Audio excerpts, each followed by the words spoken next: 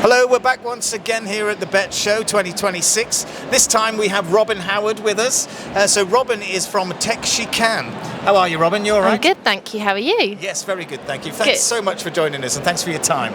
You're welcome. Lovely. Right, so tell us a little bit about yourself, Robyn, and tell us all about Tech She Can. Sure. So I am the COO of Tech She Can.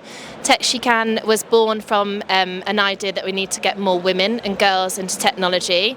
It's developed over the years to try and get everyone involved in technology because we know it's women and girls and underrepresented groups just don't feature in the technology workforce that we see at the moment. So everything we do at Tech She Can is to try and inspire more children. So we start as early as the ages of 5 onwards with free educational material that's industry backed, but it's all aligned to the curriculum, so schools and teachers can easily use that content. Fantastic. So in terms of the educators using that content then, what do you think, what is the biggest challenges that they're kind of facing in terms of inspiring young people into technology careers? Yeah, it is a challenge because we know teachers are time poor, they might not have specific training to talk about technology. We also know that 65% of children will do jobs that just don't exist right now. Yes. So how can we expect teachers to be on the forefront of this evolving technological world, because it's going to be very different by the time the students that we're teaching right now are in the workplace. So we know it's really difficult for teachers to get that time. So what we do at Tech She Can is a lot of ready-made material that's easy to access, easy to understand. Brilliant, brilliant. I imagine that's really helpful for educators out I there. hope so. Yeah, fantastic. So with your volunteer champion network, okay, bringing real tech professionals into the classroom, that's the kind of the basis of that program, isn't it? So over 1 million educational touch points. I mean, that's fantastic, isn't it? Yeah, globally on demand through all of our resources. That's really good numbers. That's fantastic, in fact. So, and your focus on social mobility. So, right? So what does the future workplace look like for you? I think by having someone that works in industry or a technology employee that may be female or from an underrepresented group, going into the classroom is so inspiring for a student to see they actually have the same accent as me, or they actually have the same hair as me, and I thought I was different, but actually I'm seeing someone that works in the tech industry that looks and feels and speaks like me. Fantastic. That's so inspiring for them to have that role model. We always say you can't be what you can't see. How do children know what tech careers are out there if we don't tell them?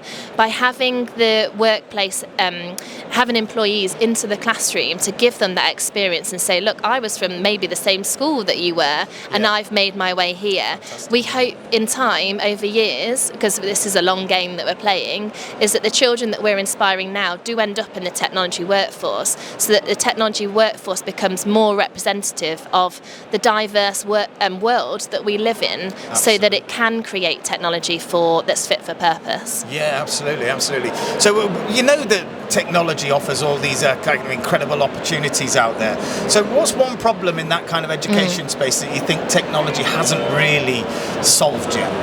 So I think if I can answer it in a way that I think that everyone should be part of creating technology, so not necessarily for the education sector, but we know so many examples where technology and the development of that has gone wrong because it's only created by one subset of people. Absolutely. If we have more diverse brains around creating technology, it can really help.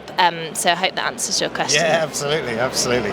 So, you know, for Tech She Can, so what does CPD mean to you guys? Especially given that you've trained, I'm reading here, 610 UK teachers through your Infosys partnership, is that correct? So we work alongside Infosys.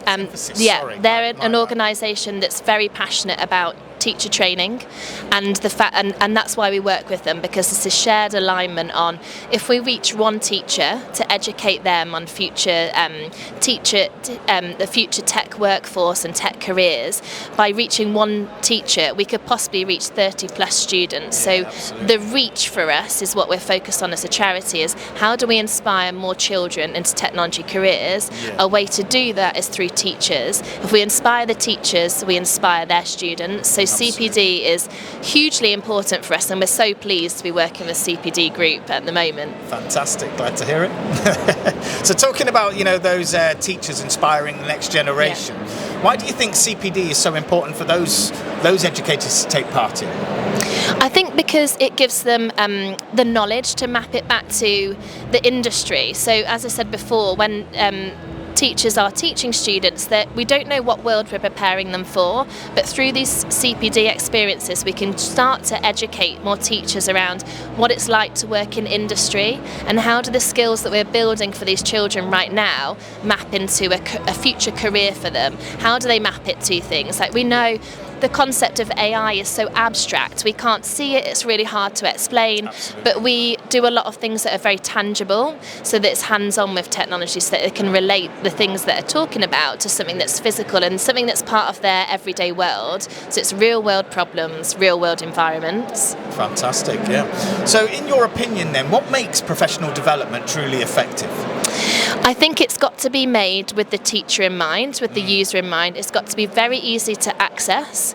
It's got to give them something that they wouldn't get somewhere else, that they can't just experience off their own back. It's got to be something that is valuable and accredited, so that it has that credibility factor. It's got to mean something for the user that's using it. And alongside it being technical and teaching them something, I think it's also got to teach them confidence to go out and then be able to talk about that confidently. So there's a part of CPD where they're experiencing something, but you've got to have tangible assets to think, how can I now take this into the classroom and why is it important? So a lot of the things we do at Tech She Can is explaining the reasons why we do things and why this is so important to build up the world that we all live in. It's a real societal problem.